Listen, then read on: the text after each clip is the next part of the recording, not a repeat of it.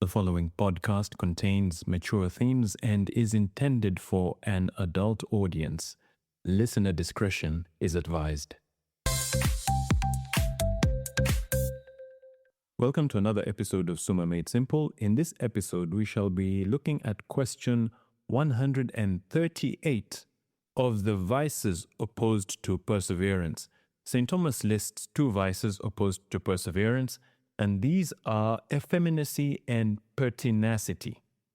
Now, these are terms which perhaps are not used in day-to-day speech. Maybe effeminacy is more commonly used than pertinacity. But for pertinacity, perhaps the closest synonym for it would be headstrong or stubborn. But let's get into it. I'm sure you heard the disclaimer, and maybe you're at the beginning of the episode, and maybe you're wondering, like, what's this about? Well, it's you see, okay, let me give you context. So let's just go straight into it. That's probably the best way to get through this, because as I was thinking to myself, should I or should I not do this? Should I just completely skip this whole article, or should I just go into it? But I thought, you know what? Let's go into it. I mean, if St. Thomas wrote about it, and as I was reading this, it was on the feast day of St. Thomas last week, and I was just thinking, okay, maybe that's a sign. Let's not run away from this tricky and thorny topic. First article, whether effeminacy is opposed to perseverance. We proceed thus to the first article. Remember, I had mentioned in some episodes ago that one of the values of the objections with which St. Thomas opens up all of his conversations around various questions is that it gives us definitions. It gives us definitions, working definitions that we can use to understand the rest of what he's going to say. So, speaking about effeminacy, it would seem that effeminacy is not opposed to perseverance, for a gloss on 1 Corinthians chapter 6, verse 9 and 10, where it says, "Nor adulterers, nor the effeminate, nor liars with mankind," in other words, men who lie with men who sleep with men. A gloss on that expounds the text in this way: effeminate, that is, obscene, given to unnatural vice. But this is opposed to chastity. Therefore, effeminacy is not a vice opposed to perseverance, but a vice opposed to chastity. What does St. Thomas mean by that? So it's really important to give context. St. Thomas is commenting a lot on Aristotle's book, the Nicomachean Ethics. Now, Aristotle lived in ancient Greece. Now, you see, we live in a world that's, the term is woke, where, you've got hundreds of genders, etc., and we are all saying it's progressive, etc. But the thing you have to understand is, in ancient Greece, which was a time when Aristotle was writing, if we were woke, ancient Greece was next level woke. So in a sense, one could argue that the whole woke thingy is not, I don't know if it's going forward or going back to a time that was past, because there was a time in the past where people were a little bit more woke than they are now. Ancient Greece was so woke that they had terms for men who were passively homosexual, men who are actively homosexual. They even had terms for boy slaves who were kept just as sex slaves. That was ancient Greece for you. Now, St. Paul, who lived, shortly after the Greek Empire had sort of demised, and it was now in the time of the Roman Empire, and ancient Rome still kept a lot of these concepts, and St. Paul was writing in Greek. So when he wrote 1 Corinthians chapter 6, what he said in chapter 6, verse 9 to 10 was, "Nor adulterers, nor the passively homosexual, nor the actively homosexual," which is what some of you were, "can inherit the kingdom of God." So they used in Greek, there were actually two different terms for these two different realities, and in the English translations, they were all translated as one word: homosexuals. So what does this have to do with effeminacy, which is a vice opposed to perseverance? That is what St. Thomas Aquinas unpacks in the answer to this first question, whether effeminacy is opposed to perseverance. And then the objections say, no, effeminacy is not opposed to perseverance, it's opposed to chastity, it's opposed to other things, but it's not opposed to perseverance. And then St. Thomas goes into it where he says, and I'll try and, it's not a very long article, so I'm going to read the whole thing and then I'll try and explain it. I answer that, as stated above, perseverance is deserving of praise, because thereby a man does not forsake a good on account of long endurance of difficulties and toils. And it is directly opposed to this, seemingly, for a man to be ready to forsake a good on account of difficulties which he cannot endure. Harkening back to what we spoke about in the previous episode, perseverance is this virtue by which when we want something good and then that good thing takes a long time in coming and one has to endure a lot of hardship and toil, perseverance is a virtue by which we don't let go of that good thing. We keep at it until we get it. So if someone was going to forsake a good thing on account of the long endurance of difficulties and toils, then that would mean that goes against perseverance. Continuing on with what St. Thomas says, this is what we understand by effeminacy, because a thing is said to be soft if it readily yields to the touch. Now, a thing is not declared to be soft through yielding to a heavy blow, for walls yield to the battering ram. Wherefore, a man is not said to be effeminate if he yields to heavy blows. Hence, a philosopher says in Ethics, Book 7, Part 7, Chapter 7, that it is no wonder if a person is overcome by strong and overwhelming pleasures or sorrows, but he is to be pardoned if he struggles against them.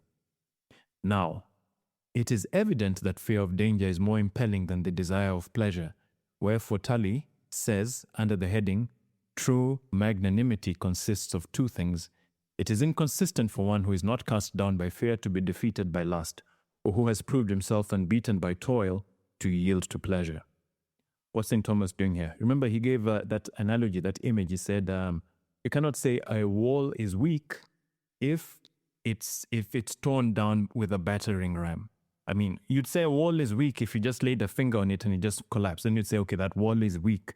But you cannot say something is weak when it is destroyed by an overwhelming, powerful force. You cannot say something is weak because the force that destroyed it was just way, way stronger. Therefore, a man is not said to be effeminate or soft if he yields to heavy blows. You cannot say a man is soft because of a very strong emotion that overcame him in a particular moment. He's not soft because that was a strong emotion that overcame him. Carrying on, now it is evident that fear of danger is more impelling than the desire of pleasure. So it's like the strongest force that can compel someone to do something is the fear of danger. This is like the strongest thing, and it's even stronger than the desire of pleasure. This, incidentally, is why, if you look at the laws of any country, the penal code of any country, laws are formulated in a way to always punish people. It's very rare to, open the laws of a country and then you see, oh, we shall reward you for doing this and reward you for doing that and reward you for stopping at a red light and reward you for paying your taxes and reward you for not littering the streets and reward you for this. And all the laws are always, you shall be punished for this, you shall be punished for that, you shall be punished for that and that and that. Why? Because one of the strongest compulsions that a man can endure is the fear of danger. This will always eclipse the desire of pleasure. Which incidentally is also why when evangelizing, our Lord Jesus Christ started by speaking about hell. And then after that, and it always goes like that, when evangelizing people, you have to start with speaking about hell and the dangers of hell, which leads to what is called imperfect contrition. And then only after that ends when you start to speak about the joys of heaven.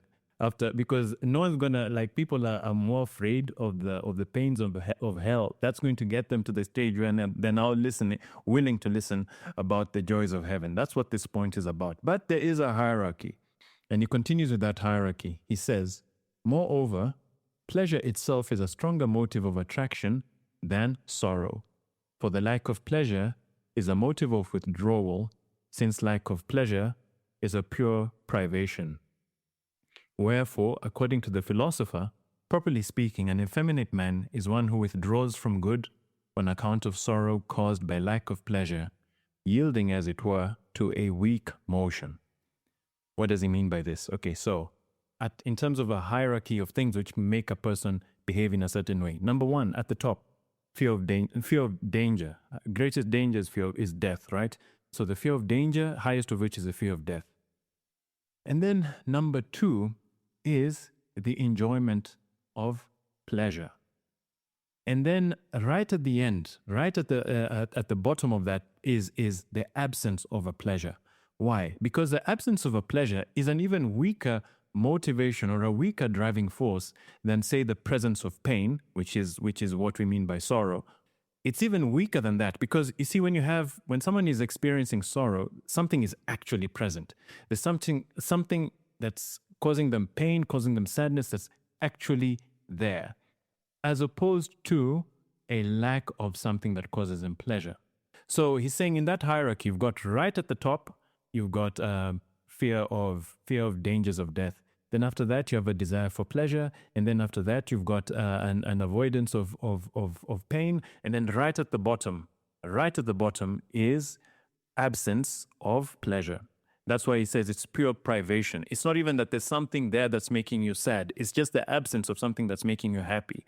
And if a person yields to that, to the absence of something that makes them happy, then he is being soft and he's being effeminate. And in ancient Greece and ancient Rome, this way of behaving was associated with people who were passively homosexual, as they were like the paradigm, the epitome of this kind of behavior. Let's look for an example around the world of gymming. Let's say, for instance, you decide that I want to get into shape, I want to exercise, so I'm going to hit the gym.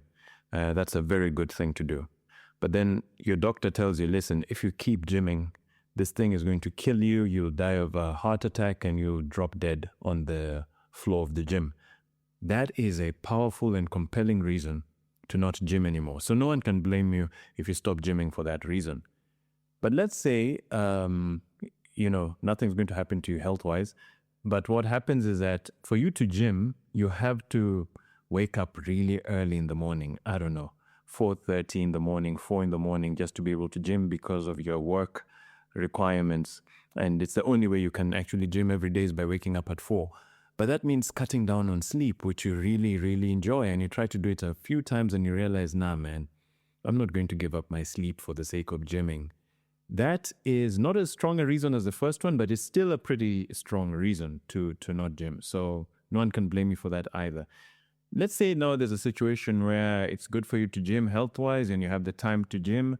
But then when you do gym, you experience a lot of pain and injuries, and maybe it's not even like serious pain and injury. Maybe it's just like muscle soreness. Like it takes you forever to recover from a gym session and you've just been in pain for 3 or 4 days or a week after that.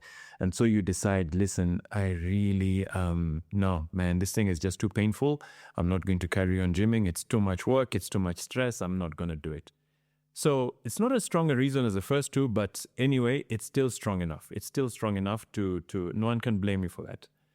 Then let's say you do have the time to gym. The doctor gives you the all clear to go ahead and gym, and you recover relatively quickly from gymming, and you don't suffer that much from muscle soreness. You hardly ever get injured. You're just built. You're designed for gymming. It's like you've got the genes for it. You're built for it. Nothing terrible will happen to you if you gym. But then you simply don't enjoy it. Like you don't get any pleasure from gymming. So there's nothing else that's stopping you from gymming other than the fact that you don't get any pleasure from gymming. Now, if you stop that good thing of gymming because you simply do not derive any pleasure whatsoever out of it, that is the vice against perseverance. That is what we call effeminacy. Or another example, let's say school and education. There was a time back in the day in some societies, maybe even now to some extent, where if a person, especially maybe a girl, said she wants to go to school, she was literally like risking her life. Maybe someone would say, listen, girls are not supposed to get educated, and if you go to school, then I would disown you and kick you out of my family. okay, that would be a compelling reason for a girl not to go to school. Maybe even danger of death in some extreme circumstances. I don't know if it's like that in Afghanistan with the Taliban. I don't know. I've never been there. It's just hearsay. And then, so that's a good reason to not go for that good of education. Now, let's say there's another one, which is that a girl in an environment like that says, listen, I'd rather stop so that I can get to work, because for me, working is much more profitable. I get much more out of it. It helps many more people, and I just enjoy it much more. All right, fine. So you could say that's another compelling reason. Support her family, etc., etc. Or the third one could be that person says, listen, I cannot handle school. It's too much. I'm not designed for this. When I sit in class, it's like the letters and the numbers are just like this kind of whirl around my eyes. I do not understand anything. Like education, schoolwork, it's just not for me. I'm supposed to be outside doing manual labor or whatever. Okay, that's another reason why a person could say, okay, school was just not for me. I'm not designed for it. But if a person were to say, listen, there's no one stopping me from going to school. I'm actually like really good at this schoolwork, academic stuff, and I don't find it difficult at all. There's no other external obligation that's pushing me away from it, such as the need to earn a living and support my family.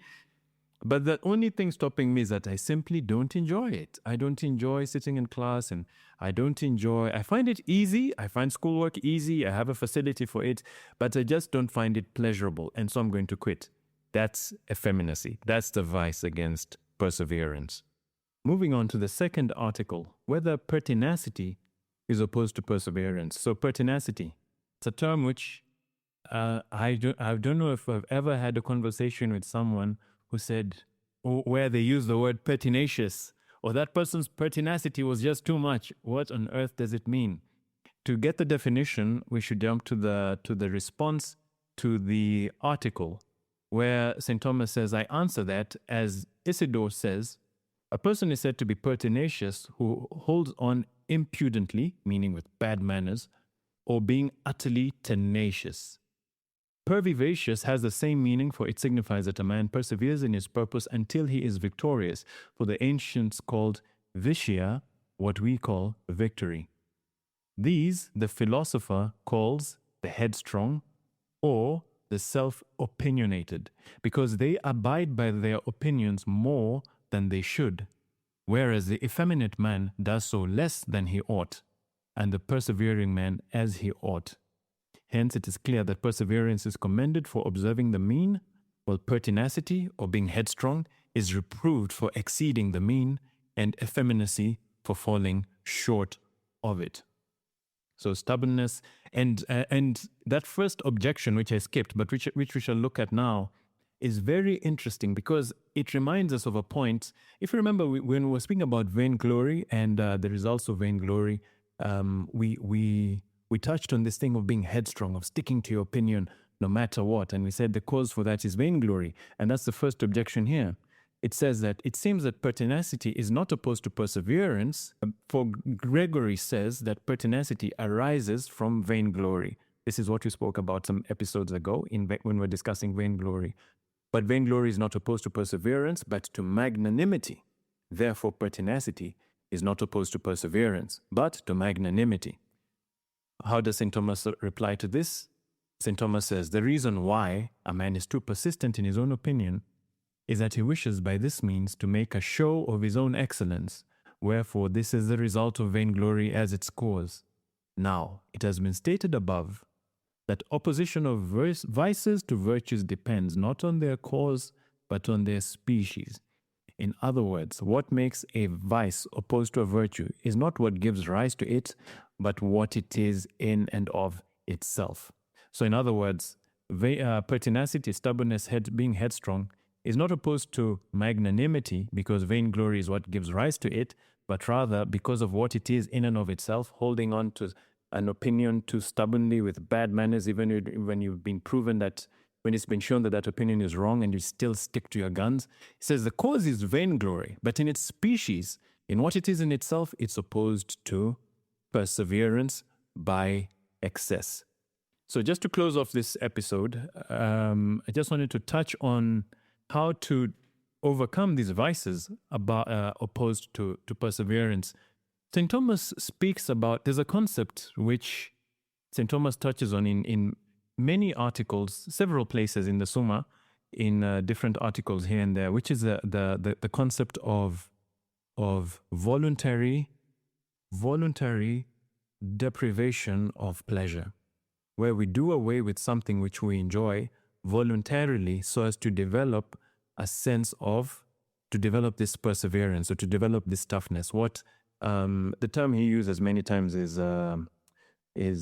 penance, but many Christian writers and authors also use the term mortification.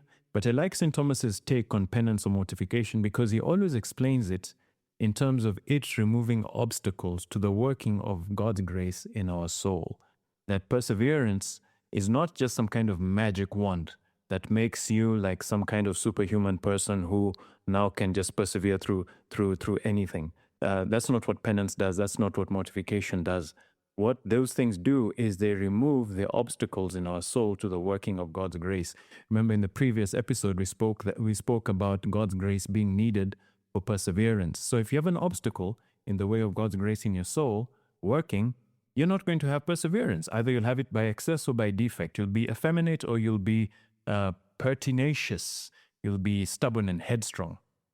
So what do we do to remove some of these obstacles in our soul which stand in the way of God's grace? Penance. Penance or mortification is one of the ways to do that, a very effective way of doing that. Why?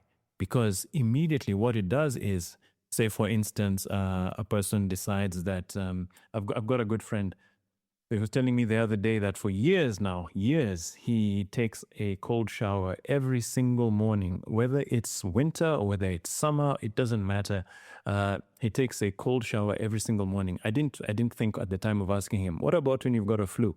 Anyway, but the point is that he does that as a form of penance. What does that do whenever we deprive ourselves of pleasures voluntarily? The pleasure of a hot shower, for instance. In our mind, we're signaling to ourselves that, listen, dude, you are not that important. You are not the center of the universe. The world does not revolve around you and your pleasures and your whims and your desires. In fact, you know what? In the pecking order, you're pretty down low in the pecking order of things. So please just, get out of your own head and stop making yourself the center of the universe. Because that thing of egoism, I'm not sure, is the being egotistical. Being egotistical is what gives rise to this desire for pleasures, non-stop pleasures, this desire for vainglory, having our name in everyone's mouths, having our face in everyone's thoughts. You want everyone to be thinking about us all the time, which is one of the things that can give rise to vainglory, which causes pertinacity, or this desire to have everyone, just at your beck and call to make sure that you have a good time and you enjoy life and you're enjoying every single pleasure, which is what gives rise to effeminacy. And so to remove ourselves from the center of our own imagined universe, penance and mortification become very important for developing perseverance.